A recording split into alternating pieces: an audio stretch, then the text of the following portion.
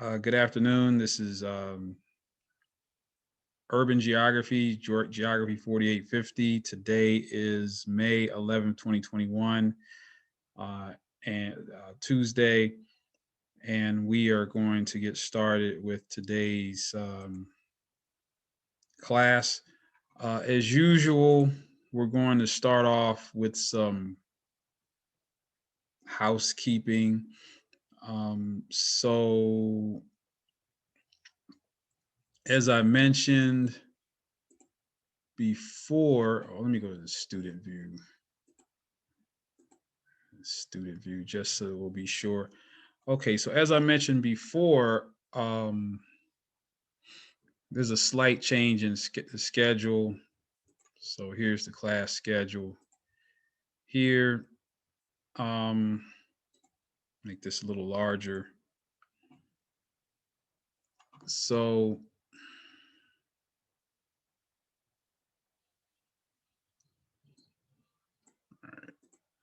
oops.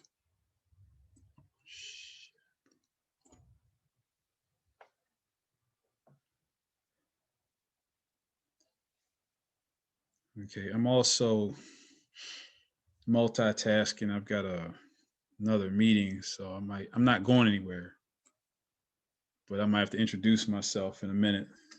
But such is life in the world of Zoom.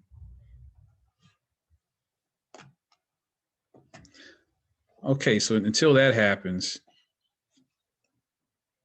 so on had slight change in plans on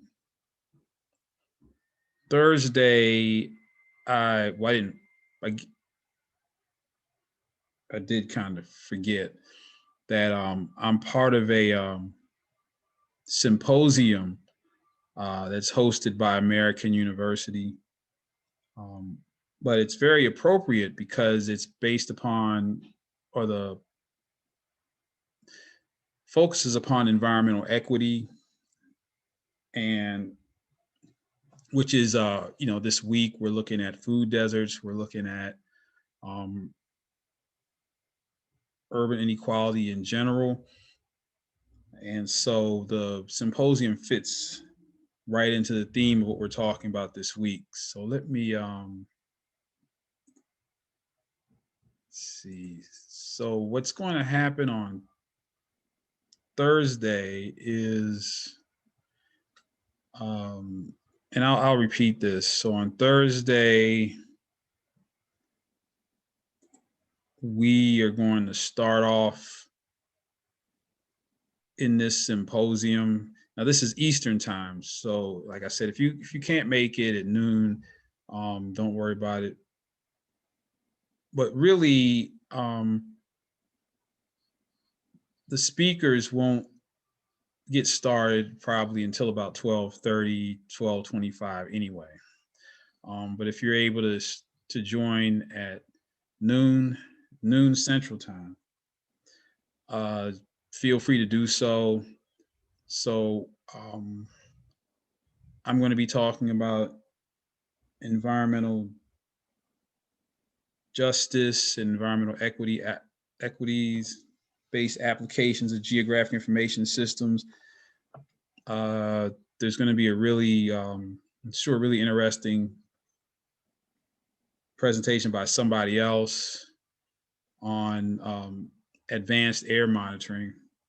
And I'm really looking forward to that because, as you all, when you did your research on some of the article reviews, found that air quality is a big issue in environmental justice right now, and that you know there's a big effort to engage communities in assessing and monitoring their own air quality. And we'll probably get into that a little bit more next week. I think next week we're going to look at the concept of urban heat islands and the impact of global warming. And so we're also going to expand our view and look at urban geography on a global scale next week. But a major part of climate justice and environmental justice obviously is related to atmospheric systems on both a local and global scale. So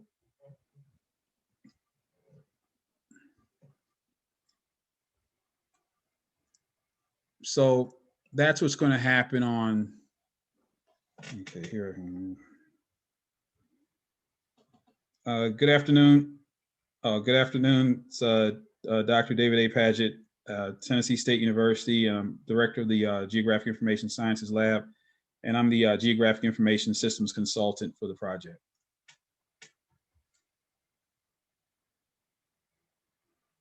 Sorry about that. This is multitasking. Okay, so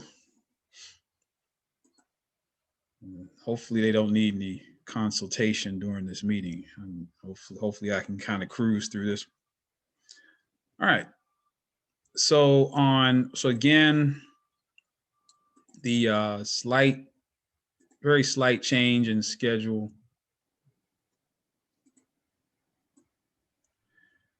is we're going to move the working session for the individual project to today, which probably fits best because there were a lot of questions about it. So today we're going to focus upon urban food deserts, and then we're going to get to the working session. And I think I'll just take care of this public transit extra credit paper assignment during this housekeeping session.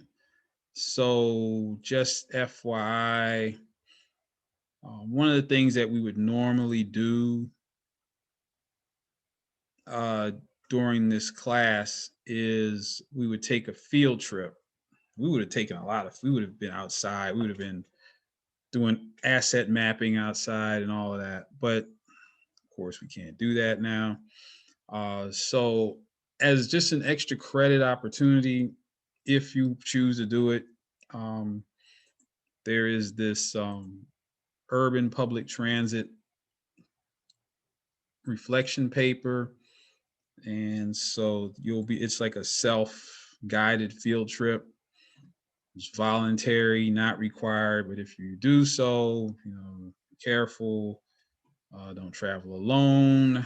Don't get on the bus by yourself if you don't know where the bus is going.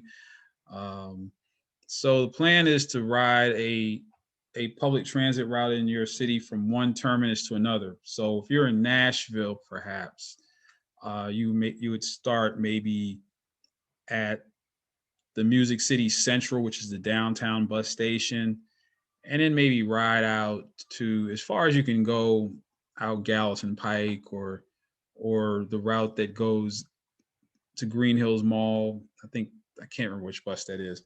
Or if you're on campus, the 21 bus stops right on Tennessee State University's campus. I think the 21, unless it's changed, goes basically out Charlotte towards the west part of the route goes down to ends up at Green Hills Kroger, and the opposite route, where you really have to be careful because the terminus of that route is Cumberland View Apartments, otherwise known as Dodge City. Kind of a dangerous area. You might have heard that there was a 2-year-old girl who unfortunately was shot to death over there maybe a couple of weeks ago. So if you go that way, don't go alone. Definitely don't go alone on that route. That route goes through the Fisk and Meharry campuses. It goes down DB Tide Boulevard, out Clarksville Highway, and just ends right there next to the supermarket on Clarksville Highway. I can't think of the name of it right now. So all you do is just get on the bus, take some notes, maybe take your phone, add these portions, make observations. What do you see? What are the demographics of the bus riders? Who gets on the bus, off the bus? Just basically make a journal of your ride while you're riding. Do you notice any food deserts, gentrification? Uh, how did you like the ride? Would you do this again to get to work or not? Just be honest. I mean, I had somebody in a class last semester who was in Atlanta, and she didn't make the ride. It was too much for her. But she went from 5 points to and went out to West End. I said, "Nah, you weren't ready for that ride." I mean, she had to get off and call her mother to come pick her up. But just be careful. Just make reference to pertinent reading assignments. Here's some other things you can Google, look up: Public Transit Apartheid by Dr. Robert Bullard, Just Transportation, Racism in MARTA in Atlanta, the Los Angeles Bus Riders Union. Or anything having to do with transit in your city or Nashville or wherever you are. I'm sure that there are always issues, contentious issues with regard to public transit in any city. So, like I said, this is not required. If you think you need a little extra credit, then you can do this. If not, don't worry about it. Now, ordinarily, we would have taken a bus ride as a class. The class is long enough at 3 hours and 15 minutes that it's long enough to ride a whole bus route. And then we would, go through this process and have a conversation about the ride and all that. But obviously, we can't do that now. It is what it is. So just wanted to make mention of that. So, are they going to ask me something? Okay, so again, just FYI, just while I'm on housekeeping, your urban inequalities essay is due tomorrow night, 11:59, and so we will have a discussion and report out on that. So at least have something to contribute. and, I noticed a couple of you have started on it. I got a couple of texts and emails.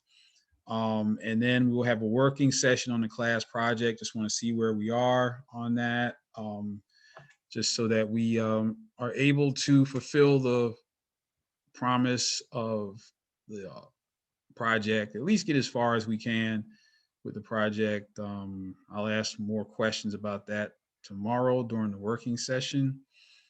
And then on Thursday, we'll report out on today's assignment that I'm going to describe today.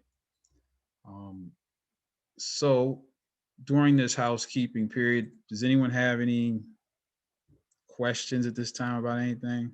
Will we be able to go over the urban community food asset mapping on tomorrow as well? We're going to talk about that today. Oh, okay.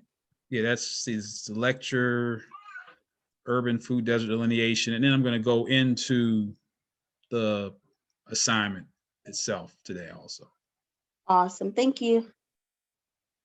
Are there any other questions? Okay, if you think of anything. So what I'm going to do now is I'm going to go right into today's lecture on urban food deserts. And so let's go here.